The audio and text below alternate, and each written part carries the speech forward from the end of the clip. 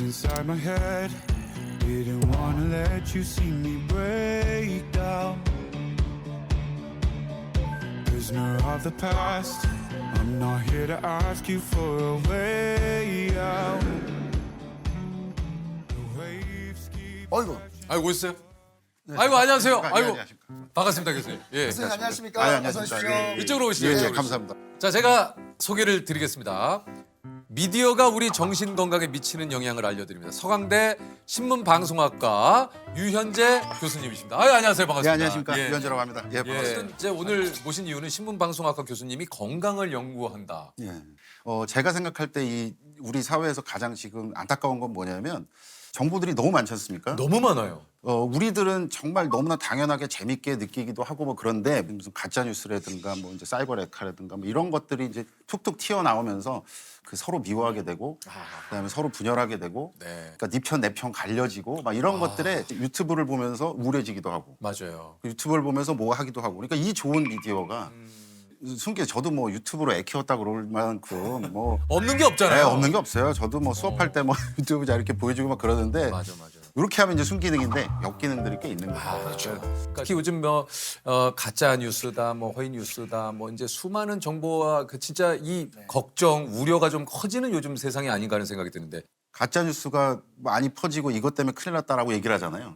제가 생각하기에 가장 큰 부작용은 뭐냐면 요만큼의 팩트가 있어요. 그럼 그걸 본인의 뇌피셜과 그다음에 뭔가 본인을 지지하는 어떤 듣고 싶은 말들 그걸 이렇게 섞으면 제일 위험한 게 저는 속는 뉴스라고 생각합니다. 속는 뉴스요. 섞어버리는 진실을 뉴스입니다. 넘어- 그러니까 아예 진실이 없는 게 아니라 있고. 그렇죠. 예. 그렇죠. 아하. 우리가 예전에 생각했던 뭐 유언비어라든가 가짜뉴스라든가 그런 거 생각해 보면 요만큼의 이게 뭔가 끄트머리가 있어요. 그러니까 그럴 법하다 뭐 이런 거 있지 않습니까? 그러면 그걸로 이렇게 해보면 제가 가장 싫어하는 속담 중에 하나인데 아니 땡 굴뚝에 연기 날까. 그런 얘기를 많이 하잖아요. 그렇지 않게 되는 거예요. 예. 근데 그 가짜 뉴스랑 속는 뉴스가 돈이 되는 시대가 돼버린 거예요. 맞아요. 이게 이제 클릭 수, 조회수 이것이 이제 결국은 수익으로 연결되지 않습니까? 그러다 보니 썸네일이라고 하죠. 정말 자극적으로 변했어요. 찌썸이라고도 많이 하잖아요. 대중들은 당연히 반응을 하죠. 일상에 바쁘니까. 그러면 그냥 자극적인 썸네일 보고 뭐 이러고 그리고 뭐 예를 들어서 그 뭐 썸네일이 이런 거 헤드라인에 뭐 연예인 부부 잘 사나 했더니 그런 거 많아요. 클릭을 하죠? 잘 산다. 15년째 잘 산다. 15년째. 뭐 어쩌라고 그러고 뭐 유명 정치 낮 12시에 뭐 하나 봤더니 밥 먹더라. 그것도 여의도에서. 아니 근데 그런 게 한두 개가 아니에요. 그러니까 문제는 그거죠. 그렇게 몰아가도 유튜버는 돈을 줘요. 유튜브는. 그러니까 그게 돈이 되는 사회가 있으니까 답답한 거죠. 이게 참 그러다 보면 이게 뭔가 하향 평준화가 되기도 하고 전부 다 그렇게 밝혀지기 시작하면 그러면 그분들의 재료는 뭘까 생각해 보면 뭐랄까 크리에이티비티가 아니에요. 그러니까 이렇게 해서 우리가 이제 뭐 아이디어를 내서 이런 게 아니라 혐오, 미움, 분열 이런 것들이 그분들의 재료인 거예요. 그렇죠. 혐오, 미움 이런 것들이 발화력이 어마어마합니다. 맞습니다. 그러면 뭔가 또 클릭 막 이러면 그게 또 돈이 되고 그러니까 이게 계속 악순환이 돼서 제가 이제 혐오 비즈니스라는 말을 좀 썼는데요. 어쩔 수 없는 엄연한 현실이 아닐까라는 생각이 들어서 좀 안타까운 면이 있습니다. 나중에 제가 생각하기에 가장 큰 부작용은 뭐냐면 진실에 대해서 알고 싶어 하지도 않을 수도 있어요. 맞아요. 예. 맞아요. 가짜 뉴스에 계속해서 뭔가 뭐랄까 훈련을 받으면 확증 편향이라는 게 생기잖아요. 그런데 또 나한테 유리하면 그냥 뭐 그런 거지만 이렇게 될까봐 그런 것들이 제가 가장 경계하고 있는 미디어의 역기능이다라고 말씀드릴 수가 있겠습니다. 소위 말해서 요즘 그 이제 확증 평양 뭐 내지는 이제 버블에 갇힌다고 하잖아요. 이제 맞습니다. 내가 계속 보는 정보에 따라서 알고리즘이 이제 인도해 주는 대로 따르다 보니까 내가 보고 내가 듣고 내가 하는 것이 진짜다. 나머지는 사실 믿지 않는. 사실 누군가는 알고리즘이 뭐 그 진짜 뭐 지금 21세기에 나온 발명품 중에 최고다라고 하는데 맞죠? 기업 측면에서는. 그렇죠. 기업 측면에서는 그 플랫폼에서 많이 놀아야 되잖아요. 거기 머무는 시간이 많을수록 그분들에게는 계속 입금이 되는 거예요. 그러니까 기업 입장에서는 너무너무 완벽한 시스템이죠. 그런데 그게 어쩌면 알고리즘이란 게 아까 우리가 그 얘기를 나눴던 다양성을 정말 송두리째 뺏어버리는 괴물 같은 시스템이 될 수도 있는 거예요. 맞아요. 요즘 그 제가 책을 하나 봤는데 그 얘기가 좀 눈에 들어오더라고요. 우리가 가장 그 경계해야 될 것이 의심 없는 확신을 가장 경계해야 된다. 그러니까 우리가 요즘 그런 확신, 예, 뭔가 정답을 찾으려는 욕구가 굉장히 좀 강하잖아요.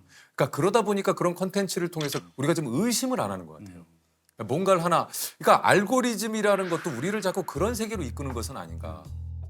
알고리즘이라는 정말 어마어마한 마케팅 용어에 의해서 우리를 훈련시킨 거예요. 미디어가, 플랫폼이. 자극적이고 단짠단짠 뭐 이런 것들. 그런 것들이 중독이 되죠. 좋은 거에 중독돼 보셨어요? 하나 하면 그 다음에 뭐 관심 있을 법한 거 또 제공해주고 또 제공해주고 하나하나. 그러니까 우리는 원래 다양성의 민족이었는데 이 중요한 걸 잊어버리는 것 같아요. 이 얘기는 나랑 의견이 틀린데 안 들을 거야. 그 어차피 미디어는 원래 그런 거 아니야 라고 생각하는 순간 타협은 없어요. 지금 저는 굉장히 중요한 골든타임이라고 생각해요. 저는 가끔 꺼요. 알고리즘.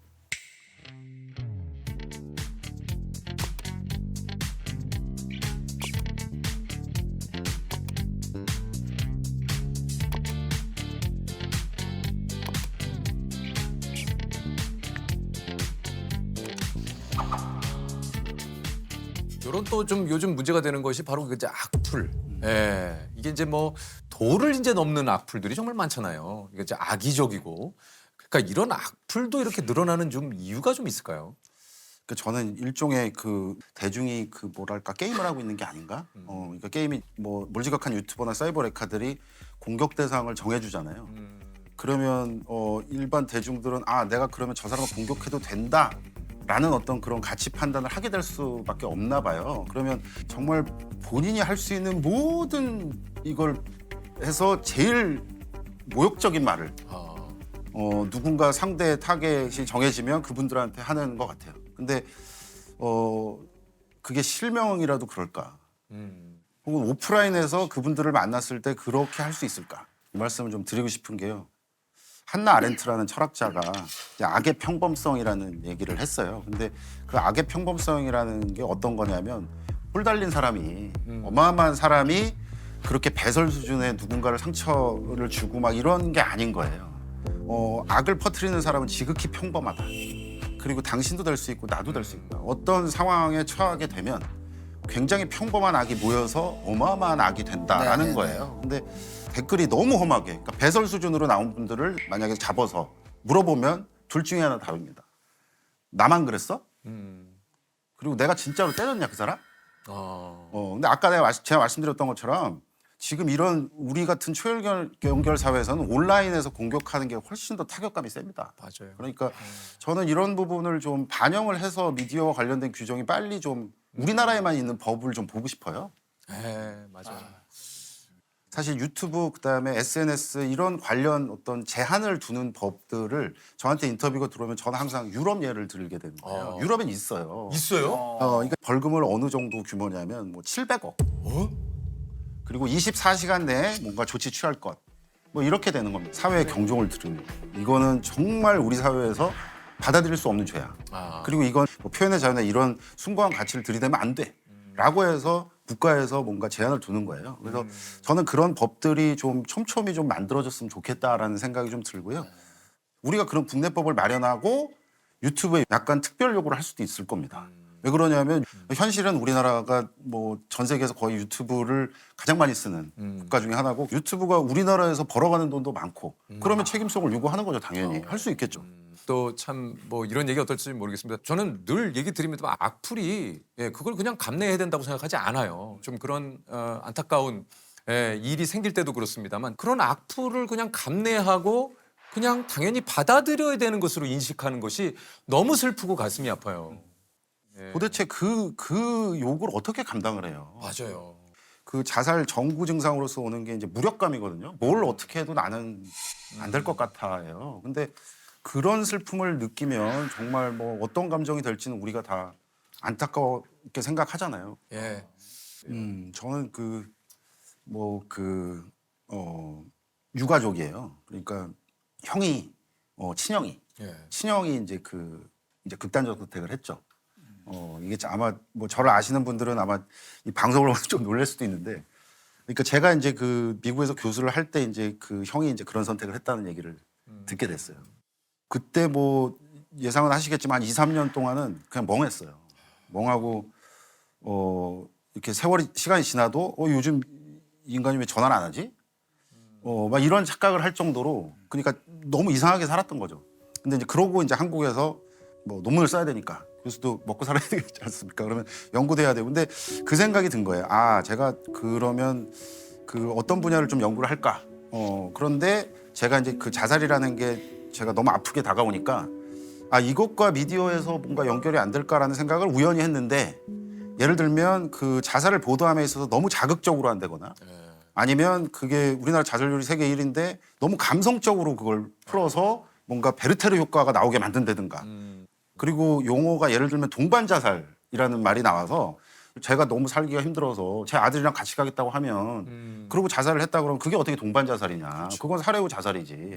그런 것들이 문제의식이 있어서 논문을 썼어요.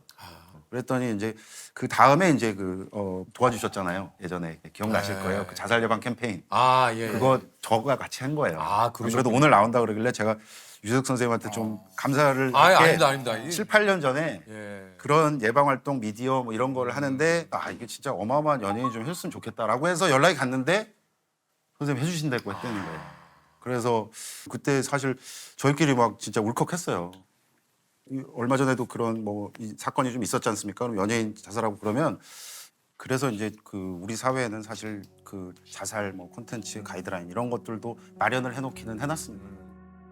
작년에 보건복지부 그리고 현직 뭐 기자님들 변호사 이렇게 다 모여서 자살 예방 보도 준칙 4.0 이렇게 해서 예방을 넣었어요.